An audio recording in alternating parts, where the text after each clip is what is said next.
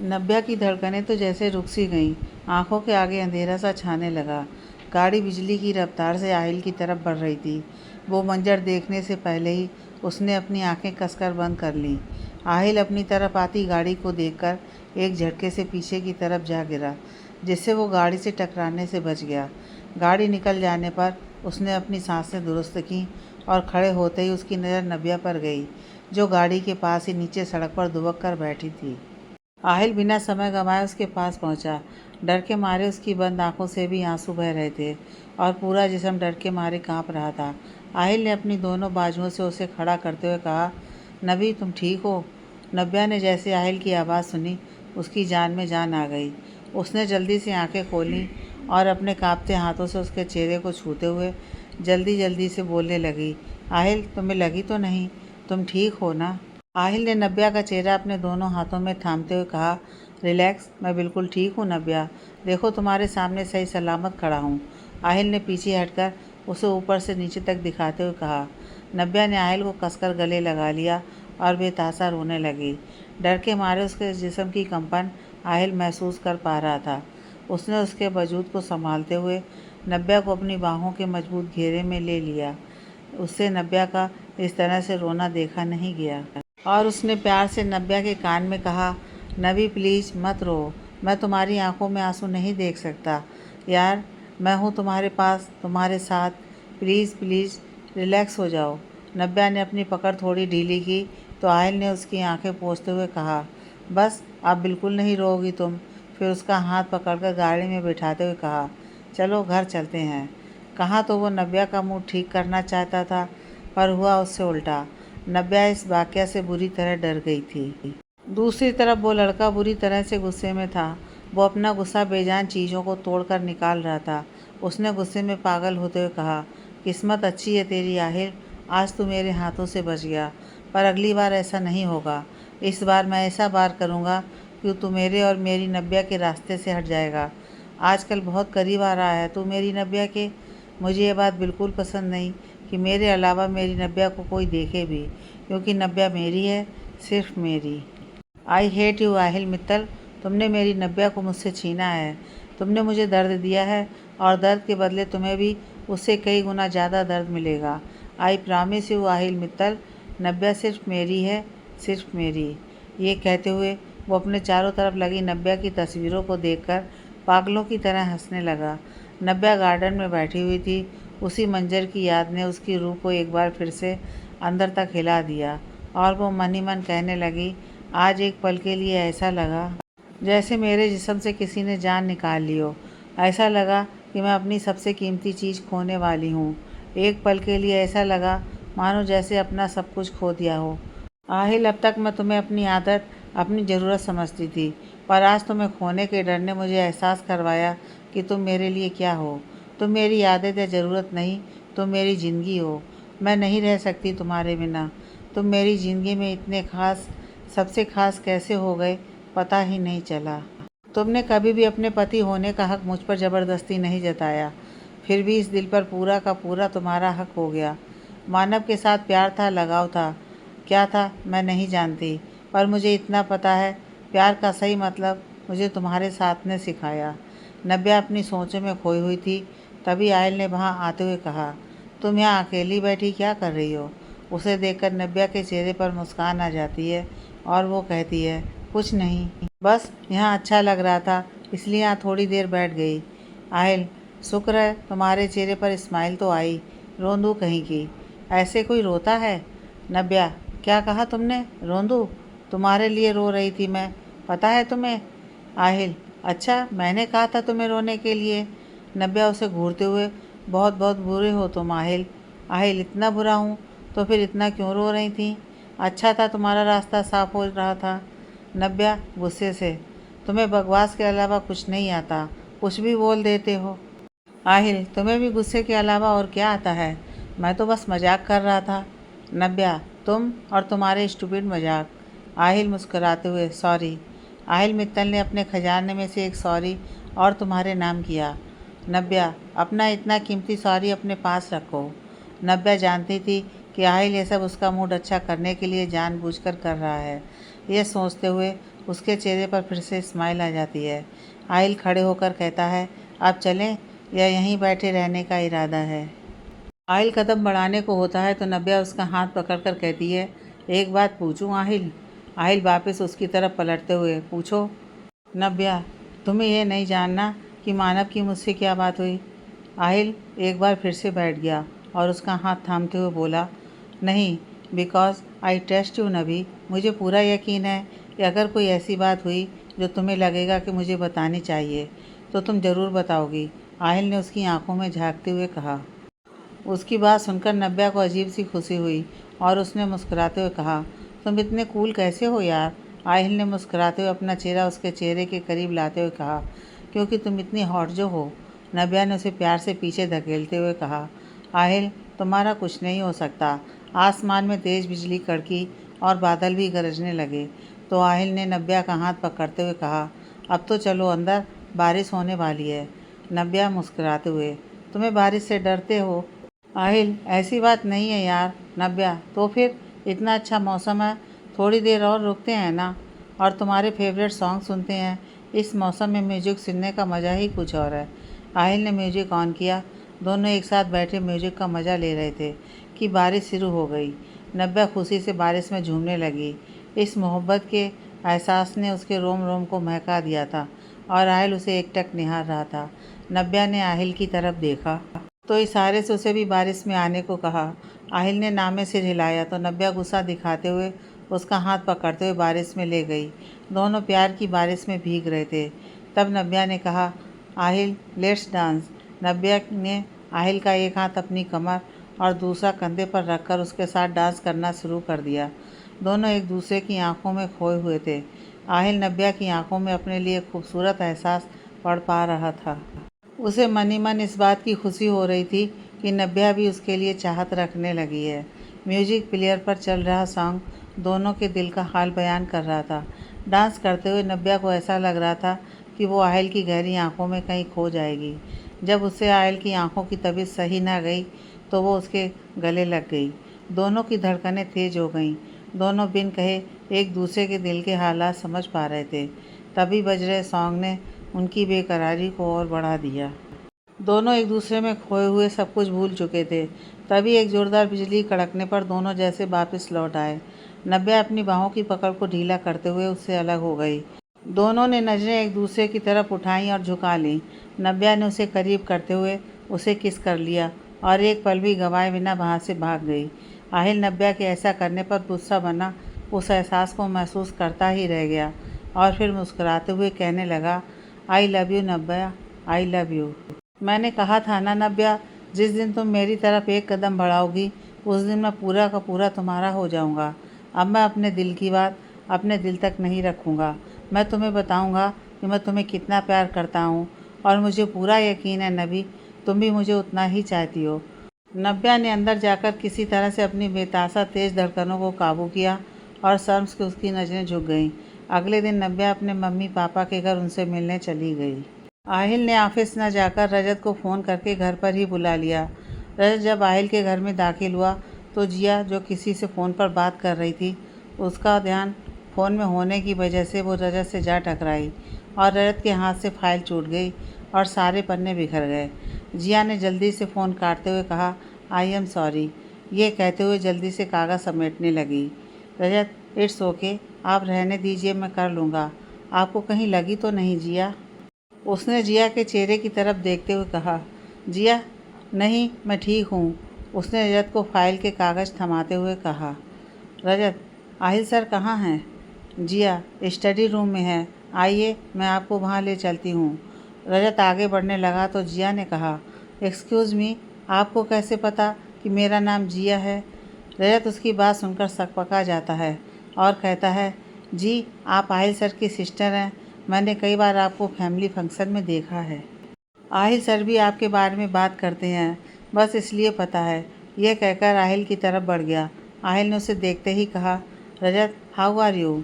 Rajat, I am fine sir, आपने मुझे बुलाया, कोई ख़ास काम था सर? आहिल, रजत रजत, मैं तुम्हारा क्या करूं? यार कितने साल हो गए हमें एक साथ काम करते हुए, कितनी बार कहा है कि मुझे सर मत बुलाया करो। कम से कम घर पर तो मुझे नाम से बुलाओ। तुम्हें मैं इतना खड़ूस लगता हूँ? रजत हंसते हुए, नहीं, आप खड़ूस तो बिल्कुल नहीं हो। आहिल, बैठो ना, खड़े क्यों हो? रजत, आज की मीटिंग तुम अटेंड कर लेना। मैं तुम्हें इम्पॉर्टेंट पॉइंट बता देता हूँ। आज मुझे एक बहुत ज़रूरी काम है, तुम कर लोगे ना?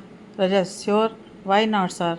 आप बिल्कुल परेशान मत होइए, मैं हैंडल कर लूँगा। आहिल, आई नो तुम हैंडल कर लोगे, इसीलिए तो तुम्हें बुलाया था। मैं तुम पर आंख बंद करके भरोसा कर सकता हूँ। रजत, थैंक यू सर, जो आप मुझे इस काबिल समझते हो। आहिल, फिर से सर? रजत हंसते हुए, वो इतने सालों से आदत है ना, इसलिए। आज आहिल अपने सारे काम छोड़कर अपनी नबी के लिए सरप्राइज़ प्लान कर रहा था। आज वो अपने दिल की बात उसे बता देना चाहता था। रजत को काम सौंपने के बाद आहिल तैयारियों में जुट गया।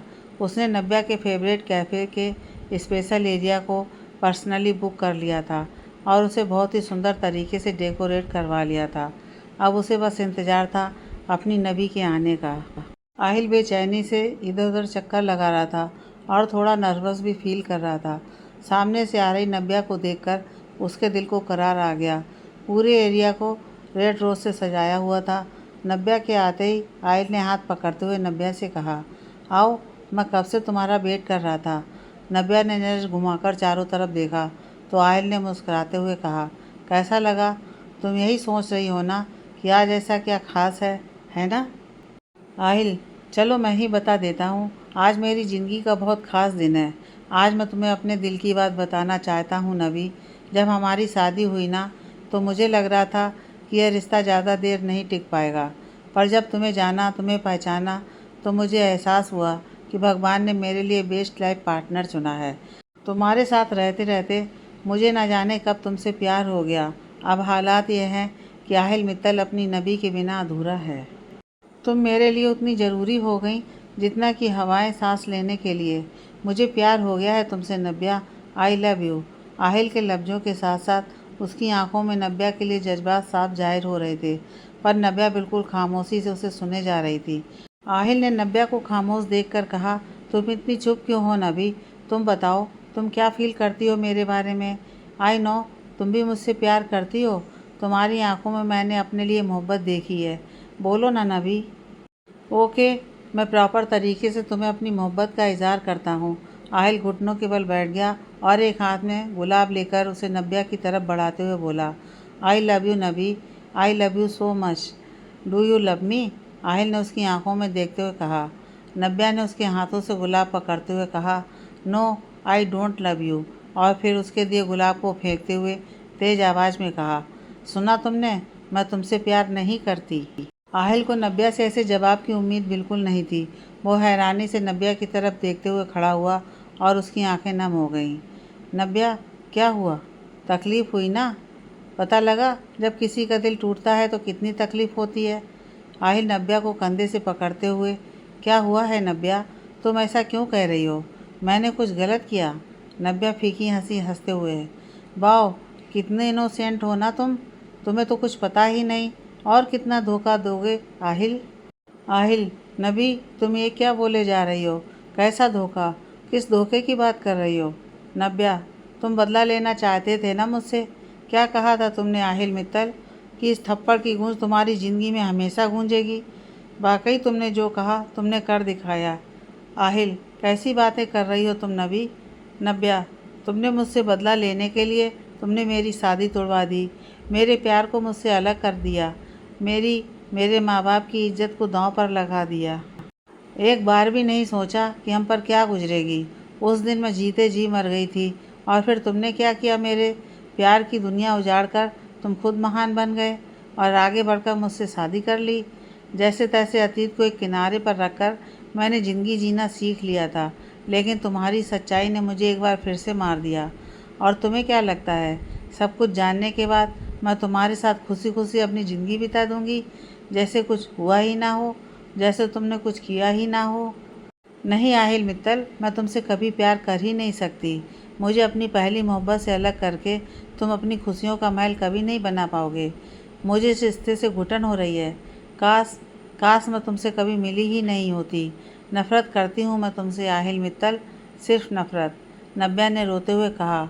आहिल, बेयकीनी से नब्या के चेहरे की तरफ देखता रहा। उसकी गहरी आंखें आंसुओं से भर गईं और आंसू छलककर उसके गालों पर आ गए। नब्या ने अपने आंसू साफ किए और वहाँ से बाहर निकल गई और आहिल वहीं धम से ज़मीन पर बैठ गया। उसे नहीं पता था कि पल भर में उसकी दुनिया उजड़ जाएगी। उसके कानों में नब्या के लफ्ज़ खंजर की तरह चुभ रहे थे।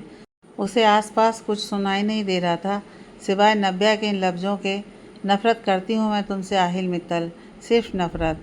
नब्या सड़क पर बेसुध सी चली जा रही थी। आहिल के साथ बिताया एक एक पल उसके जहन में जिंदा हो गया था। जब दर्द बर्दाश्त नहीं हुआ तो वहीं सुनसान सड़क पर बैठकर वो ज़ोर से चिल्ला उठी, क्यों आहिल, क्यों क्यों किया तुमने ऐसा? तुमसे प्यार करने लगी थी पर तुमने मेरा दिल चकनाचूर कर दिया। तुमने मुझे बहुत हर्ट किया है। कुछ समय पहले जब नब्या अपने घर से आहिल को मिलने के लिए बस निकलने वाली थी, तभी नब्या का फ़ोन रिंग हुआ और उसके फ़ोन पिक करते ही वही जानी पहचानी आवाज़ उसके कानों में पड़ी। उस दिन पुलिस की धमकी देने के बाद यह फ़ोन कॉल आना बंद हो गया था, इसलिए नब्या ने भी इस बात को यहीं ख़त्म करना बेहतर समझा। आज फिर से फ़ोन आने पर नब्या ने गुस्से में फ़ोन उठाया और कहा, लातों के भूत बातों से नहीं मानते। मैंने तुम्हें समझाया था पर शायद तुम समझने वाले में से हो ही नहीं। लड़का उसकी बात काटते हुए, अरे जान कम डाउन, इतना गुस्सा सेहत के लिए अच्छा नहीं होता। और मैंने कितने प्यार से तुम्हारी बात मान ली जान, और अपने दिल पर काबू रखते हुए तुम्हें फ़ोन नहीं किया, और तुम अब भी गुस्सा कर रही हो। मुझे तुमसे एक बहुत ज़रूरी बात बतानी है नब्या, मुझे तुम्हारी कोई बकवास नहीं सुननी। नब्या फ़ोन काटने लगी तो उसने जल्दी से कहा, अगर बात तुम्हारे पति की हो फिर भी नहीं सुननी? नब्या, तुम हो कौन और तुम क्या ही जानते हो मेरे बारे में? लड़का, नब्या नब्या, मैं तुम्हारे बारे में इतना जानता हूँ जितना कि तुम खुद भी नहीं जानती। तुम रोज़ कहाँ जाती हो, किससे मिलती हो, क्या पहनती हो, मुझे सब पता है। और आज भी इस समय पिंक सूट में तुम बहुत प्यारी लग रही हो। नब्या, कौन हो तुम, क्या चाहते हो? लड़का, हाय, मेरे बारे में जानने के लिए तुम कितनी बेताब हो। मैं तुम्हें निराश नहीं करूँगा। मैं जल्द ही अपनी जान से मिलने आऊँगा, लेकिन पहले वो ज़रूरी बात। नब्या, तुम और तुम्हारा पुराना बॉयफ्रेंड जिस इंसान की तलाश कर रहे हो, आई मीन जिसने तुम्हारी शादी तोड़ने का कांड किया है, वो कोई और नहीं, तुम्हारा प्यारा पति आहिल है। यह सुनते ही नब्या गुस्से से भर गई और कहने लगी, तुम्हें क्या लगता है तुम कोई भी बकवास करोगे और मैं मान लूँगी?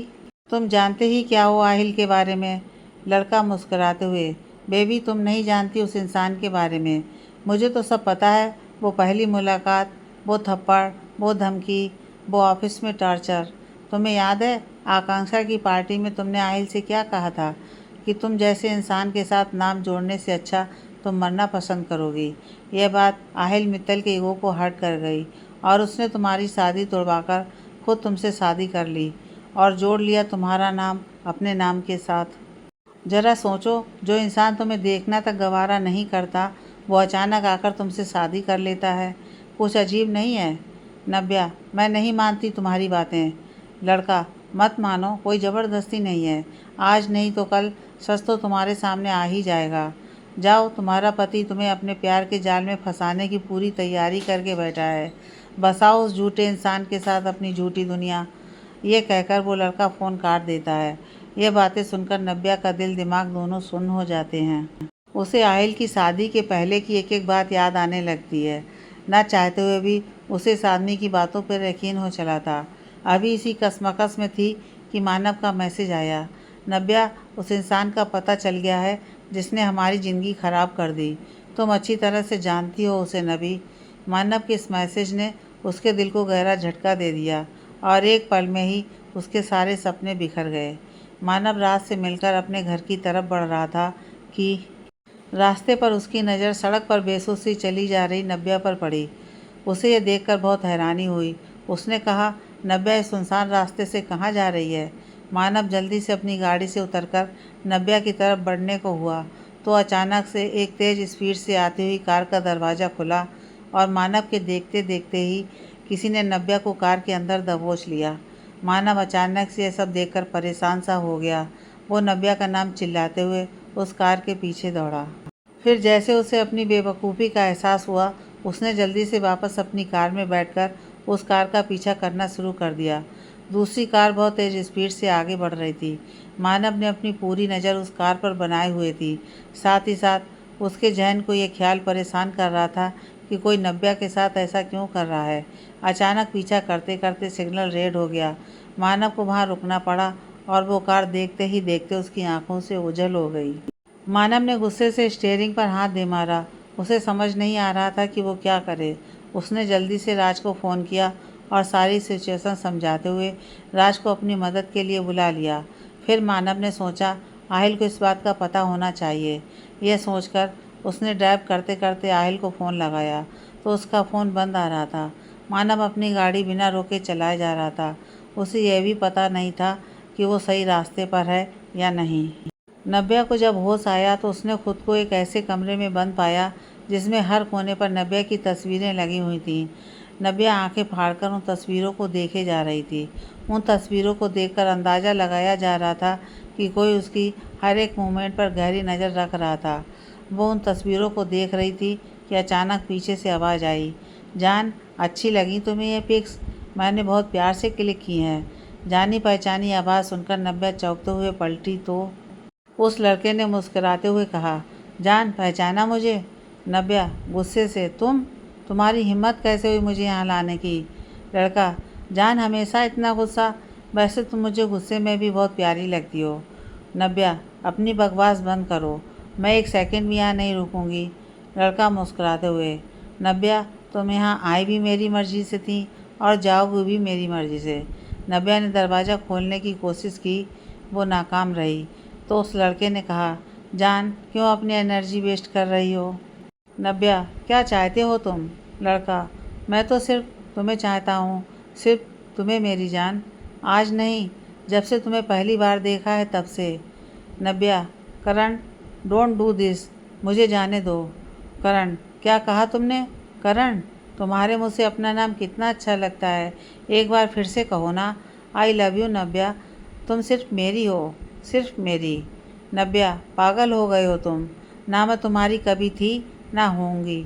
यह बात सुनते ही करण को गुस्सा आ गया और उसने गुस्से से नव्या का हाथ पकड़ते हुए कहा, आज ऐसा कह दिया, दोबारा मत कहना।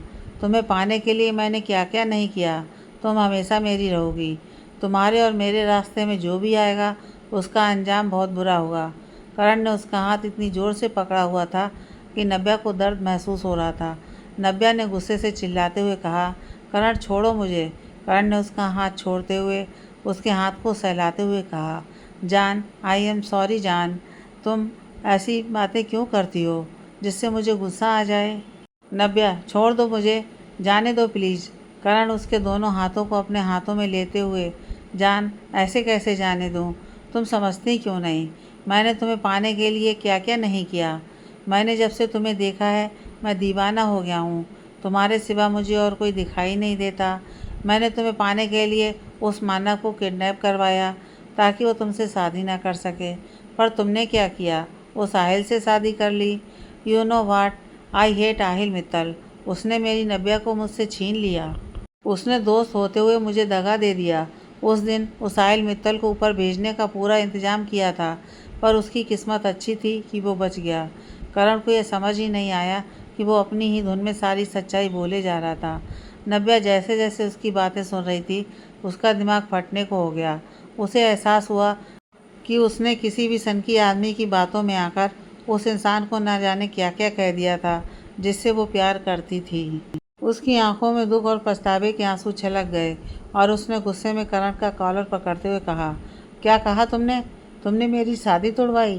तुमने आहिल को जान से मारने की कोशिश की? मुझे फ़ोन करके हमेशा परेशान करते रहे। आहिल ने उस दिन तुम्हें छोड़ दिया, यही गलती उसने की। तुम्हें तो उसी वक्त पुलिस में दे देना चाहिए था। तुम एक नहायत ही घटिया गिरे हुए इंसान हो और अब तुम उससे भी ज़्यादा गलत कर रहे हो। इसका अंजाम बहुत बुरा होगा। करण, जो प्यार करते हैं वो अंजाम से नहीं डरते। I love you and I want you. अंजाम जो भी हो, I don't care my love. Karan ने उसके चेहरे पर उंगली फिराते हुए कहा तो नव्या ने उसे गुस्से में धकेल दिया। करण ने उसे ज़बरदस्ती बाहों में भर लिया और कहा, कब तक नखरे दिखाओगी मेरी जान? आखिरकार तो तुम्हें मेरे प्यार के आगे झुकना ही पड़ेगा। नव्या का मन उसकी कैद में खिन्न होता जा रहा था, पर वो चाहते हुए भी उसकी मजबूत पकड़ से खुद को छुड़ा नहीं पा रही थी। आहिल न जाने कब तक अपने जज्बातों से जंग लड़ता रहा और फिर अपना टूटा सा दिल लेकर बुझे कदमों से घर लौट आया। आज वो खुद को बहुत हारा हुआ महसूस कर रहा था। घर पहुंचते ही दाई माँ ने कहा, बाबा आपने कितनी देर कर दी और आप फ़ोन भी नहीं उठा रहे। दाई माँ को सामने देखकर आहिल ने अपने बिखरे जज्बातों को अपने अंदर समेटने की मजबूत कोशिश करते हुए कहा, वो तो टूट गया था ना इसलिए। दाई माँ, क्या टूट गया बाबा? आहिल, फ़ोन टूट गया। उसने अपने अंदर के तूफान को रोकते हुए कहा। दाई माँ, बहू रानी कहाँ है? वो आप अकेले आए हैं? आहिल ने दाई माँ को बताकर रखा था कि वो पार्टी में जा रहा है और नब्या मायके से सीधा वहाँ पहुँचने वाली थी। आहिल मन में इसका मतलब नब्या घर ना आकर अपने वापस अपने पेरेंट्स के घर चली गई है। फिर बहाना बनाते हुए दाई माँ से कहा, वो हम सभी फ्रेंड्स की पार्टी थी इसलिए नब्या को आने से मना कर दिया था। आहिल अपनी फीलिंग्स पर काबू नहीं रख पा रहा था, इसलिए उसने बात को ख़त्म करते हुए कहा, दाई माँ, मैं बहुत थक गया हूँ, सोना चाहता हूँ। दाई माँ ने उसे प्यार से सहलाते हुए सोने के लिए भेज दिया। कमरे में पहुँचते ही मन में दबा दर्द का लावा फूट पड़ा और नब्या के साथ उस कमरे में बिताया एक एक पल उसके सामने घूम गया। कुछ देर आंसू बहाने के बाद उसने मन ही मन कोई फैसला लेते हुए अपने आंसुओं को पोंछ दिया। करण नब्या पर अपनी पकड़ और मजबूत करते हुए, जान, आज हम दोनों के बीच की सारी दूरियां मिटा देते हैं। आज हमारे दरमियान कोई नहीं आ पाएगा। ये कहते हुए उसने नब्या को बेड पर पटक दिया। इससे पहले कि वो उस पर हावी हो जाता, एक झटके से दरवाज़ा खुला और राज की कड़कती आवाज़ आई, stop it mister Karan Ahuja, you are under arrest. Karan सामने पुलिस इंस्पेक्टर और मानव को देखकर भौचक्का रह गया। राज जैसे ही उसकी तरफ बढ़ने को हुआ, करण ने बड़ी चालाकी से साइड पर पड़े टेबल पर पड़े चाकू को उठाया, नब्या की गर्दन पर रख दिया और बोला, ओ इंस्पेक्टर, तुम मेरा कुछ नहीं बिगाड़ सकते। अगर तुम दोनों ने एक कदम भी आगे बढ़ाया ना तो तुम्हें पता ही है मैं क्या कर सकता हूँ। मानव, देखो उसे छोड़ दो। करण, शट अप, मुझे क्या करना है मुझे पता है। और तुम इंस्पेक्टर, अपनी गन मुझे दे दो। राज को अब तक पता चल चुका था कि करण सनकी किस्म का आदमी है। वो अपनी सनक में किसी की भी जान ले सकता है। इसलिए उसने चुपचाप अपनी गन उसने सौंपने के लिए हाथ बढ़ाया और बड़ी ही चतुराई से उसके दूसरे हाथ पर गोली चला दी। अचानक हुए हमले के कारण उसके हाथ से चाकू छूट गया। इससे पहले कि करण संभल पाता, राज ने बिना देरी के 2-3 गोलियां उसके सीने पर दाग दी। देखते ही देखते करण ने उसके सामने दम तोड़ दिया। नब्या तो ये देखकर बहुत सहम सी गई। मानव जल्दी से नब्या की तरफ बढ़ा और नब्या को संभालते हुए कहा, नब्या, तुम ठीक हो? ये इंसान इतना ज़्यादा घटिया निकलेगा मैंने सोचा नहीं था। मानव ने उसकी हालत देखकर उसे जल्दी से वहाँ से ले जाना बेहतर समझा और वहाँ से निकल गया और राज ने अपनी कानूनी कार्रवाई करने में जुट गया। नब्या तो जैसे अपनी सुध-बुध खो चुकी थी। मानव ने उसे झंझोड़ते हुए कहा, नब्या, क्या हो गया है तुम्हें? प्लीज़ कुछ तो बोलो। नब्या, मुझे अपने घर जाना है, मुझे अपने आहिल के पास जाना है। नब्या बड़ी मुश्किल से ये कह पाई और आंसू उसकी आंखों से सारी हदें तोड़कर बह उठे। उसे इस वक्त आहिल के साथ की बहुत कमी महसूस हो रही थी। मानव भी उसकी हालत समझते हुए जल्दी से कार का रुख आहिल के घर की तरफ मोड़ दिया। कुछ ही देर में गाड़ी आहिल के घर के बाहर खड़ी थी। तुम्हारा घर आ गया नब्या, मानव ने कार का दरवाज़ा खोलते हुए कहा। नब्या गाड़ी से निकली तो उसे अपना सिर घूमता हुआ लगा। इससे पहले कि वो गिर जाती, मानव ने जल्दी से उसे कमर से थाम लिया और वो मानव के सीने से जा लगी। उसकी हालत देखकर मानव का मन दुख से भर गया। नब्या मानव के सीने से लगी हुई थी और मानव उसे संभाल रहा था। दूसरी तरफ आहिल गाड़ी में बैठकर कहीं जाने की तैयारी में था। मानव और नब्या को इस तरह एक साथ देखकर आहिल ने कहा, मैं जाने से पहले एक बार तुम्हें देखना चाहता था, पर ऐसे नहीं। Goodbye Nabya. ये कहते हुए उसकी आंखों में आंसू बह उठे और उसने फुल स्पीड से गाड़ी अपनी मंजिल की तरफ मोड़ दी। आहिल निकल पड़ा उस रास्ते पर जो उसको उसकी नब्या से बहुत दूर ले जा रहा था। ऐसे लग रहा था जैसे उसका सब कुछ पीछे छूट गया हो। नब्या चाहती थी कि अब बस वो आहिल के गले लगकर दिल खोल कर रो ले। उसने एक ही दिन में इतने तूफान झेले थे। अब वो बुरी तरह थक चुकी थी। वो अपने आहिल की बाहों में सिमट जाना चाहती थी। घर में दाखिल होते ही दाई माँ ने नव्या को देखकर पूछा, बहू रानी आप इतनी सुबह सुबह लौट आई? अच्छा, आप आहिल बाबा को जाने से पहले मिलना चाहती थीं, इसलिए शायद इतनी जल्दी आ गईं। पर आहिल बाबा तो चले गए। नव्या दाई माँ की बात सुनकर हैरान ही रह गई और जल्दी से बोली, लेकिन अचानक आहिल कहाँ चला गया दाई माँ? दाई माँ, इस लड़के को तुम जानती हो, जब देखो काम की धुन सवार रहती है। रात काफ़ी लेट घर लौटे और सुबह जल्दी ही अपने सामान के साथ आकर खड़े हो गए और कहने लगे कि बहुत ज़रूरी काम है, जाना पड़ेगा। और बाबा की जिद तो तुम जानती हो, बिना कुछ सुने बस जल्दी से निकल गए। नव्या, लेकिन कहाँ, ये तो बताया होगा।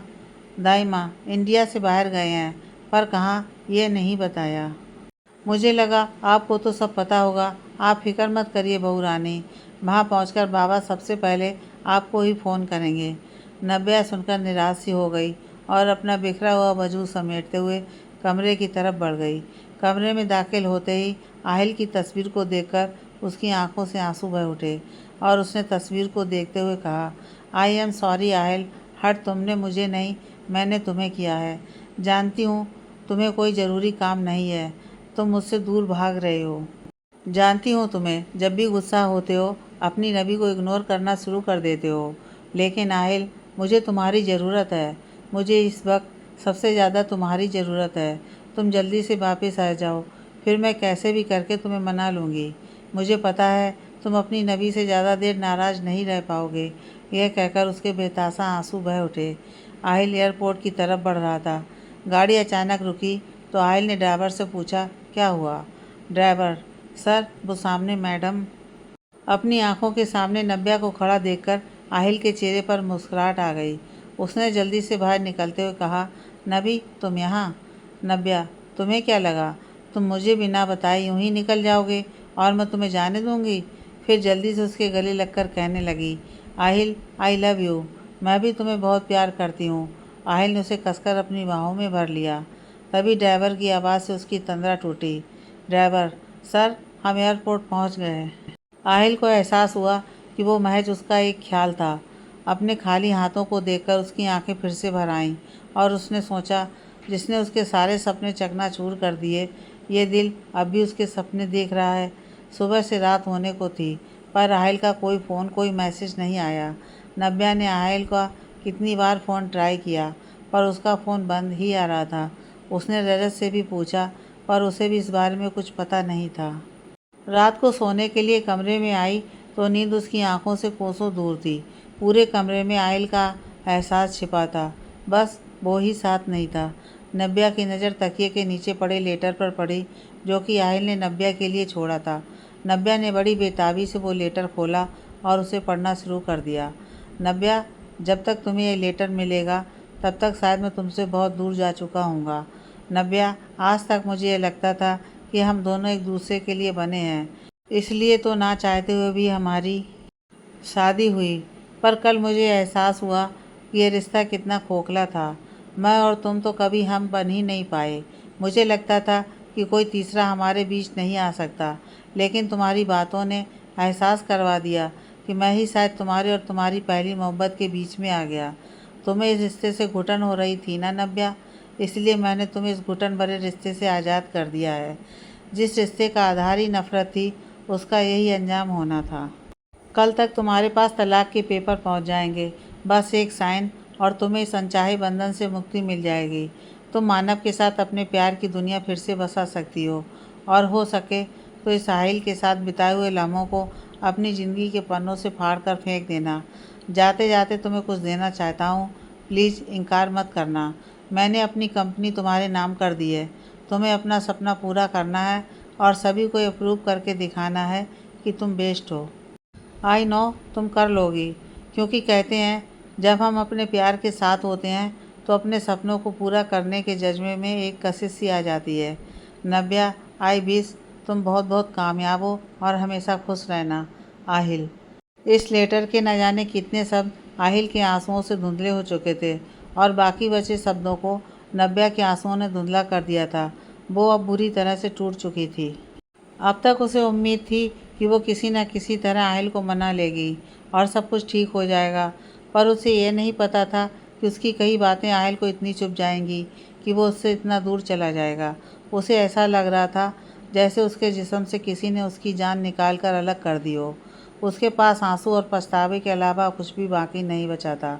आहिल ने ऐसा ही खत दाई माँ के लिए भी छोड़ दिया था, जिसमें लिखा था, आई एम सॉरी दाई माँ, आपको बिना बताए आपसे इतनी दूर जा रहा हूँ। दाई माँ, मुझे उम्मीद है आप अपने बेटे को समझने की कोशिश करेंगी। दाई माँ, कई बार चीज़ें इतनी उलझ जाती हैं कि उन्हें सुलझाना बहुत मुश्किल लगता है। ऐसे ही मुझे लगता है कि मैं नब्या के साथ अपनी समझौते वाली शादी को और निभा नहीं पाऊँगा। मैंने उसे अनचाहे बंधन से आज़ाद कर दिया है। मैं आप सबसे बहुत दूर जा रहा हूँ, हमेशा के लिए नहीं, क्योंकि आपको पता है आपका बेटा आपसे दूर नहीं रह सकता। पर कुछ वक्त मैं अकेला रहना चाहता हूँ, ज़िंदगी को समझने की कोशिश करना चाहता हूँ। मैं लौट कर वापस ज़रूर आऊँगा, मुझे माफ़ कर दीजिएगा। आपका अपना आहिल। दाई माँ यह पढ़ते ही बेजान सी हो गई। उन्होंने तो सपने में भी नहीं सोचा था कि उनका बेटा इस तरह उनसे दूर हो जाएगा। उनके दिल का दर्द आंसू बनकर उनकी आंखों से बहने लगा। आहिल के जाने से सब कुछ बदल गया था। उनके घर में खामोशी सी छा गई थी। दाई माँ तो आहिल के जाने के बाद पूरी तरह से खामोश हो गई थी। कोई बात करना तो दूर, उन्होंने किसी भी बात पर रिएक्ट करना तक बंद कर दिया था। आज भी वो आहिल की मम्मी पापा की तस्वीर के सामने खड़ी होकर खुद को कोस रही थी। आपने कितने विश्वास से जाते वक्त आहिल बाबा को मुझे सौंपा था, पर मैं इस घर के वारिस का ध्यान नहीं रख पाई। मैं उनकी माँ नहीं बन पाई। पता नहीं आहिल बाबा आज कहाँ होंगे, किस हालत में होंगे। मैं आपसे वादा किया था कि जब तक मैं ज़िंदा हूँ आहिल बाबा पर कोई आँच नहीं आएगी, पर मैं यह वादा पूरा नहीं कर पाई। मुझे माफ़ कर दीजिएगा छोटी मालकिन, मैंने आपके विश्वास को तोड़ दिया। ये कहते हुए दाई माँ फपक कर रो पड़ी। इस बात को गुजरे 1 महीना हो गया था। नब्या ने आहिल का पता लगाने की हर मुमकिन कोशिश की, पर कुछ पता न लगा सकी।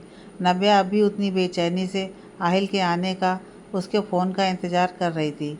हर बार फ़ोन का बजना या घर में किसी के आने की आहट उसके मन में एक उम्मीद की किरण पैदा कर देती थी, पर जब उम्मीद टूटती तो निराशा मन को घेर लेती। नब्या की हालत भी अजीब हो गई थी। कभी आहिल की किसी बात को याद करके ज़ोर ज़ोर से हंस देती और कभी उसकी यादों में खोकर आंसू बहाने लगती। नब्या के मम्मी पापा ने कितनी बार उसे अपने साथ घर ले जाने की जिद की, पर नब्या ने सख्ती से हर बार उन्हें मना कर दिया। जिया, जिसे सब कमज़ोर समझते थे, आहिल के जाने के बाद उसने खुद को मजबूत करते हुए घर को संभाल रखा था। कभी वो अपनी माँ का मजबूत सहारा बनके उनके साथ खड़ी रहती और कभी नब्या के आंसू पोंछकर उसे संभाल लेती। अपने भाई के प्यार ने उसे मजबूत बना दिया था। वो इस घर को बिखरने नहीं देना चाहती थी। आज जिया किसी काम से अपनी किसी फ्रेंड से मिलने कैफ़े में आई थी। काम ख़त्म होने पर जैसे ही वो वहाँ से निकलने को हुई, तो पीछे वाली चेयर पर बैठे शख्स की आवाज़ ने उसके कदम रोक दिए। वो उनकी बातें सुनना चाहती थी, क्योंकि वो शख्स कोई और नहीं, रजत था, और किसी से बिजनेस रिलेटेड बात कर रहा था। रजत, कहिए मिस्टर अग्रवाल, आपने क्यों बुलाया मुझे? मिस्टर अग्रवाल, मेरे पास तुम्हारे लिए एक ऑफ़र है, जो कि तुम्हारे लिए बहुत फ़ायदेमंद हो सकता है। रजत, कैसा ऑफ़र? मिस्टर अग्रवाल, मैं जानता हूँ फ़िलहाल एम कंपनी को कोई हेड नहीं कर रहा, तो तुम किसी तरह इस कंपनी के शेयर मेरे नाम करवाकर मुझे वो कंपनी टेक ओवर करने में मेरी मदद कर सकते हो। बदले में मैं तुम्हें इस कंपनी का ऑनर बना दूंगा। तुम वो मुकाम हासिल कर सकते हो जो तुम्हें आहिल के साथ रहते हुए कभी नहीं मिला। रजत को खामोश देखकर उसने कहा, इतना क्या सोच रहे हो? इतना अच्छा ऑफ़र है, आई नो, रिजेक्ट करने का तुम्हारे मन में ख्याल भी नहीं आएगा। रजत बहुत सीरियस होते हुए, आपको क्यों लगता है कि मैं आपका ऑफ़र एक्सेप्ट कर लूँगा? आपको पता है मैं कितने सालों से उस कंपनी के साथ जुड़ा हुआ हूँ, और आहिल सर ने हमें कभी एम्प्लॉय नहीं बल्कि अपनी फैमिली समझा है। और मैं इतना गिरा हुआ नहीं हूँ कि किसी भी फ़ायदे के लिए अपनी फैमिली को यूज़ करूँ। I am sorry mister Agarwal, मैं बिकाऊ नहीं हूँ। मुझे दौलत से ज़्यादा अपनी सेल्फ़ रिस्पेक्ट प्यारी है, और आपके इस ऑफ़र को एक्सेप्ट करके मैं अपनी नज़रों में गिरना नहीं चाहता। आपने बेवजह अपना और मेरा वक्त बर्बाद कर दिया। यह कहकर रजत वहाँ से निकल गया। ये सब बातें सुनकर जिया को एक सुकून महसूस हुआ कि उसके भाई की कंपनी किसी गलत हाथों में नहीं है। रजत के लिए उसके मन में रिस्पेक्ट आज और भी बढ़ गई थी। शाम को जिया गार्डन में टहल रही थी कि रजत को वहाँ देखकर अचानक से चौंक गई और पूछा, आप यहाँ? रजत, जिया, मुझे नब्या से मिलना था, उससे कुछ ज़रूरी बात करनी थी, आप उसे बुला देंगी? जिया, आप बैठिए, मैं अभी नब्या को बुलाकर लाती हूँ। नब्या ने आते ही रजत को देखकर कहा, बताइए आपको क्या काम था मुझसे? रजत, नब्या, तुम ऑफिस कब से आ रही हो? नब्या, मुझे नहीं लगता कि मैं अभी फिर से ऑफिस आना शुरू कर पाऊँगी। रजत, पर क्यों नब्या? देखो, मैं तुम्हारी हालत समझ रहा हूँ, पर ऑफिस को तुम्हारी ज़रूरत है, खासकर आहिल सर के जाने के बाद। तुम्हें पता है, लोग आहिल सर के जाने के बाद कंपनी को हथियाने के तरीके ढूंढने लगे हैं। अब कंपनी तुम्हारे नाम है, अगर तुम अभी कंपनी ज्वाइन नहीं करती तो आहिल सर की इतने सालों की मेहनत दांव पर लग सकती है। आहिल सर के लिए ये कंपनी क्या थी, ये मुझसे बेटर तुम जानती हो। अगर आज भी तुम यूं ही खामोश बैठी रहीं तो मुझे डर है ये कंपनी जो आहिल सर का सपना है वो कहीं बिखर ना जाए। फैसला तुम्हारा अपना है, पर मेरी कई बातों के बारे में सोचना ज़रूर। रजत ये कहकर वहाँ से चल दिया। घर से बाहर निकलने वाला ही था कि जिया ने आवाज़ लगाई, रजत रुकिए, आपसे बात करनी है। रजत, बोलिए जिया। जिया, क्या मैं भाई की कंपनी ज्वाइन कर सकती हूँ? अगर भाई के सपने को बचाने में ज़रा सा भी काम आ पाई तो मुझे बहुत खुशी होगी। रजत, जिया, आपको मुझसे पूछने की कोई ज़रूरत नहीं थी। अगर आप ये कंपनी ज्वाइन करेंगी तो मुझे ही नहीं, सारे स्टाफ को खुशी होगी। नब्या को रजत की बातों ने हिलाकर रख दिया, जैसे वो नींद से जाग गई हो। ये क्या कर रही है तू नब्या? आहिल ने तुझ पर इतना भरोसा दिखाया और तू उसके भरोसे की भी मान नहीं रख पाई। लेकिन अब और नहीं आहिल, अब तुम्हारी नबी बिल्कुल नहीं रोएगी। अब जैसा कि तुम चाहते थे, मैं खुद को बेस्ट प्रूव करके दिखाऊंगी। हर वो काम जो मेरे आइल ने अधूरा छोड़ दिया था, अब उसे उसकी नबी पूरा करेगी। अब तुम्हारी कमी, तुम्हारी यादें मेरी कमज़ोरी नहीं, मेरी ताकत बनेगी। तुम मेरे पास ना होते हुए भी हमेशा मेरे साथ रहोगे, एक एहसास बनकर। और देख लेना आहिल, तुम्हारी नबी का प्यार एक दिन तुम्हें घर वापस आने पर मजबूर कर देगा। आगे की कहानी नेक्स्ट पार्ट में।